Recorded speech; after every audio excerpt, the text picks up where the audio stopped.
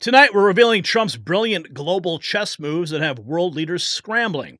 From Canada to Greenland to the Panama Canal, Trump's strategic vision is reshaping the international landscape. Kevin O'Leary is actually heading to Mar-a-Lago to discuss merging the U.S. and Canadian economies, while Putin signals openness to peace talks. But here's what the media is not telling you. This isn't just about expansion. It's about securing America's future against Chinese influence. Even Bill Gates is requesting meetings at Mar-a-Lago. The globalists are panicking because they know Trump's vision will destroy their carefully constructed world order. And just as Trump is addressing global pressure points, you need to address your blood pressure naturally. According to a shocking 2024 study, nearly half of all adult Americans, they've got high blood pressure, but only 1 in 4 have it under control. That's why I trust GlycoBoost Triple Action Formula with powerful ingredients like white mulberry leaf and cinnamon bark powder. It's designed to manage blood pressure naturally while supporting heart health. Visit boostwithgary.com for up to 40% off during the holiday special. Take control of your health like Trump's taking control of global affairs. So this just broke. President-elect Trump says Bill Gates asked to come to Mar-a-Lago tonight. Oh, he's not waiting. Yeah, Bill Gates is a little concerned about certain lists that might suddenly become public. Lists from a certain person that didn't do something, right? That's what Bill Gates is probably worried about, because Kash Patel has said that those lists are going to become public. And as we await the revealing of those lists and we watch Bill Gates sweat, we have this news. Donald Trump has said that, day one, he is going to bring peace to Russia and Ukraine. All the Middle East wars are going to stop. All the madness in the world that has happened under Joe Biden is going to come to an end. Because why? Well, because we have a true leader on the world stage now. Somebody who knows the art of the deal. And this is wild. This just happened. Putin has now signaled openness to peace talks, signaling Slovakia taking a neutral position in Slovakia. That's where they intend to have these peace talks. So Trump's promise to end the Ukraine war looms large as his White House return approaches. Now, I took this video, I ran it through a translator, so the lips may not line up, so don't worry, but I did a little conversion for you because I know you don't want to hear Russian. He was really put. Good evening. Earlier today. Please, what questions do you have? Well, he primarily and mainly spoke about a peaceful settlement in the Ukrainian direction. He was really pushing and advocating for it, as they say. Now, to be clear, he's not talking about Trump. He is talking about the Slovakian prime minister. So, I don't know what complaints Europe or anyone else might have against him, but he was talking about this and focused his attention on it. As for the venue, yes, he said that if it comes to negotiations, they would be happy to offer his country as a venue for such talks. We don't mind if it comes to that. Why not? Because Slovakia takes such a neutral position. From our point of view, this position is neutral and it's an acceptable option for us. So peace talks are already operating in the background. And we have this. Now, this is from a couple days ago, but Trump told Canada that if they were to become the 51st state, their taxes would be cut by more than 60%. I mean, Trump is continuing to push this. Now, I'm not sure if this is just an epic troll on his part, some epic negotiation leveraging, but he's continuing to push this. If they were to become the 51st state, their taxes would be cut by more than 60%. Their businesses would be immediately doubled in size, and they would be militarily protected like no other country anywhere in the world. Leading Report published that 2 days ago. As we have this also from Leading Report, Trump's border czar Tom Homan vows to build family facilities to detain and deport the large number of migrants, and it will not be inhumane. Of course, the media narrative is going to twist that. But for them to build family facilities for these deportations is it's pretty wild. And now this, imagine Kevin O'Leary pitches Trump Canada like Shark Tank. Hello, sharks, I'm seeking $1 trillion in exchange for Canada. Yeah, is that really going to happen? There's a huge benefit to be gained here. Eric Darty. We do not even need to make them a state, which is more difficult. And he was quote tweeting himself. He said, Greenland's a territory of Denmark, but governs itself. The U.S. would stand economically and geopolitically to gain if we bring Greenland into and Canada is U.S. territories. Greenland and Canada is U.S. territories. Keeping their governments intact as normal, we would get all of the geopolitical benefits without having to deal with the problems that come with statehood, i.e. the political battles that would ensue. The conversation is developing. Personally, I don't see this ever happening, especially with Canada. Maybe Greenland, but, this one here, I Love America News, it would be the biggest political victory since Columbus claimed the New World for Spain. Denmark cannot defend Greenland. Oh boy. Neil Axelrod. Denmark cannot defend Greenland, which is why the U.S. has maintained a military presence there since World War II and through the Cold War. It would make some sense to make Greenland a U.S. territory, but Canada, no thanks. Let them fight amongst themselves. We don't need that noise. Oh, there's more, though. Okay, so here it is. Shark Tank's Kevin O'Leary, a Canadian, says he likes the idea of combining the U.S. and Canadian economy, says he's heading to Mar-a-Lago to start the talks. This is turning out from trolling to sounding like even more of a reality, but I don't know how this is gonna unfold.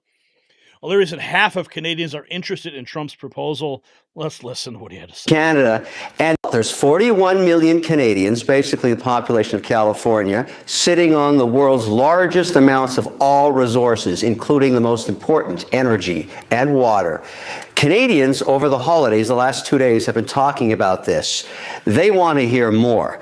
And so, there's obviously a lot of issues, more details, but what this could be is the beginning of an economic union. Think about the power of combining the two economies, erasing the border between Canada and the United States, and putting all that resource up to the northern borders where China and Russia are knocking on the door. So secure that, give a common currency, figure out taxes across the board, get everything trading both ways, create a new, almost EU-like passport. I like this idea, and at least half of Canadians are interested. The problem is the government's collapsing in Canada right now. Nobody wants Trudeau to negotiate this deal. I don't want him doing it for me, so I'm going to go to Mar-a-Lago. I'll start the narrative. The 41 million Canadians, I think most of them would trust me on this deal. Wait a second. Did you hear what he said? Erasing the border, creating a new currency? Wait a second. Do you guys remember the North American Union talk from so many years ago? And a new currency that they were going to create called the Amero?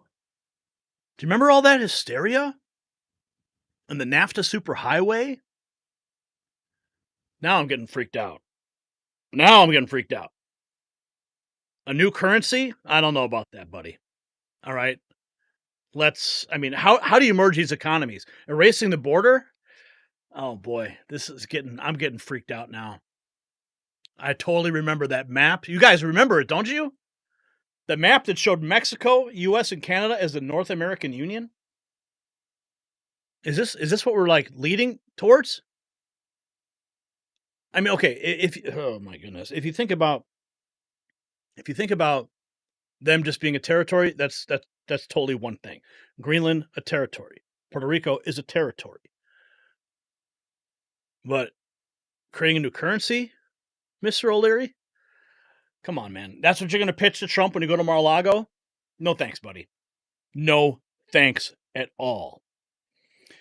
Wow. Now I'm totally freaked out. You guys remember that. I know you do. Okay. Here's CNN's David Urban saying that Trump's Greenland Panama Canal strategies aren't just bold, they're brilliant. Citing historical precedent and strategic necessity, he explains how Trump's moves echo Monroe Doctrine principles, protecting American interests from the Chinese. Listen to this. Given the way, if it's true this is all just a negotiating tactic, and we have seen this before from Trump in his first term and since then, Why would you expect Panama, Canada, and Denmark? I mean, they're all allies of the U.S. Denmark and Canada are treaty allies. I mean, with mutual defense treaties with both of them under NATO.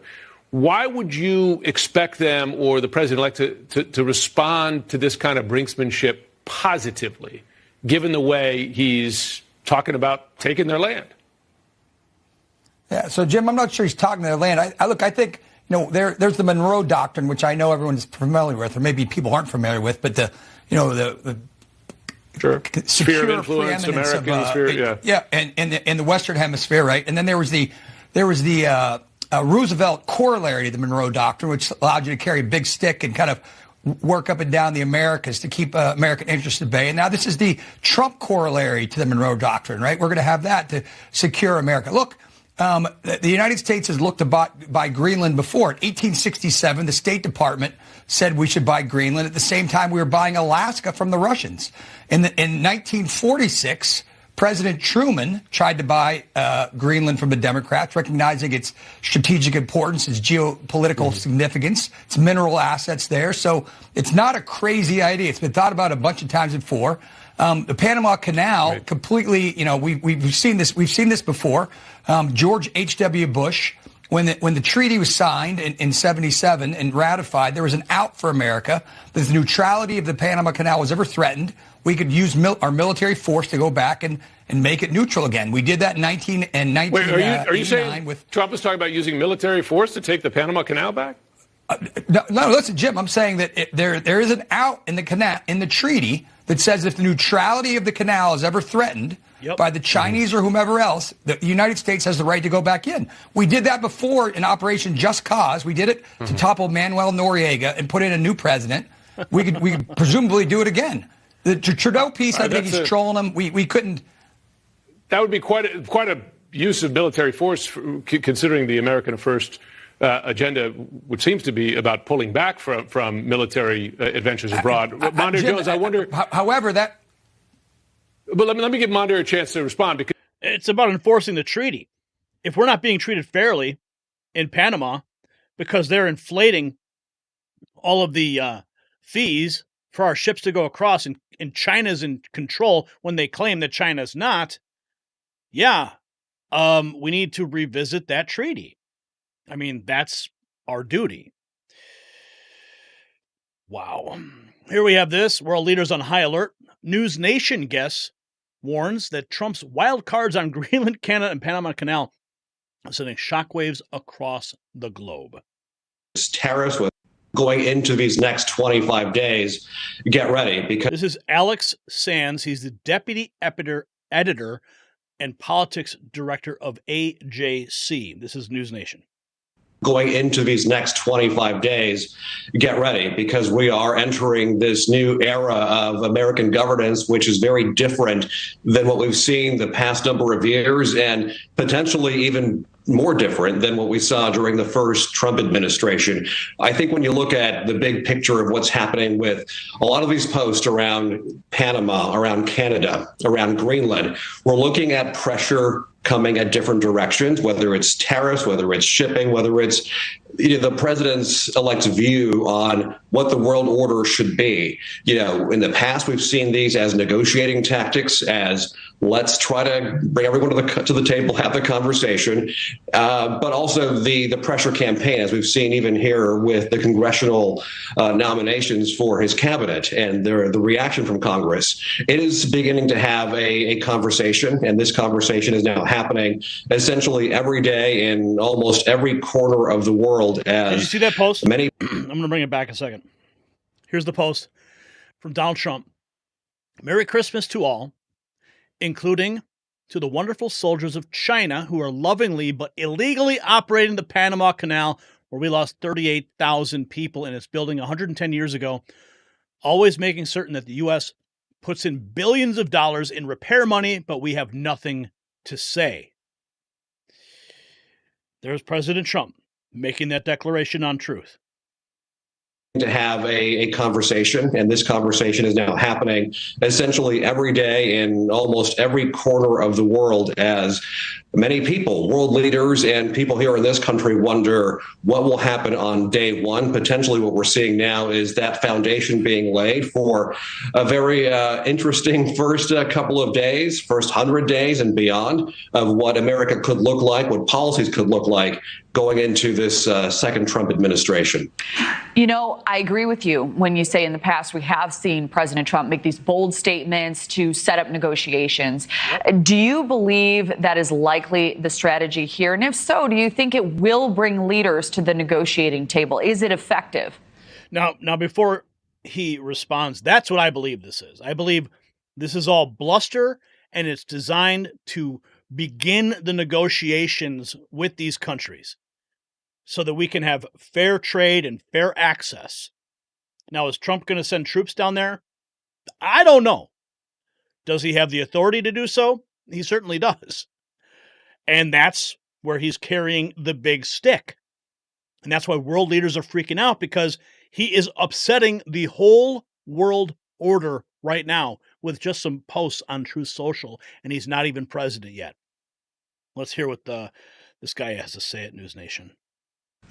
In some cases, it is. And we have seen already, just over the past month or so, we have seen Justin Trudeau of Canada fly down to Mar-a-Lago to meet with President-elect Trump. He heard the message about the tariffs. He heard the barbs that were being traded among those in South Florida, Governor Justin Trudeau. He heard the message and potentially knows that there could be a major economic impact on Canada if President-elect Trump really goes ahead and doubles down and sees through potentially a very high tariff.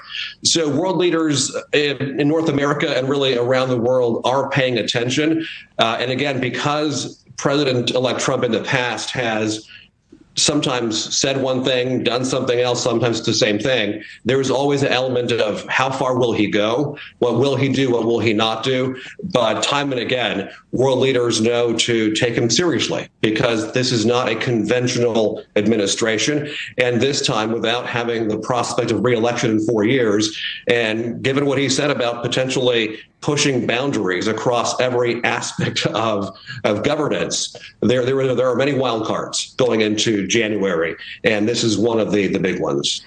You know, he said this is not a conventional administration, because a conventional administration would bend the knee to the globalists.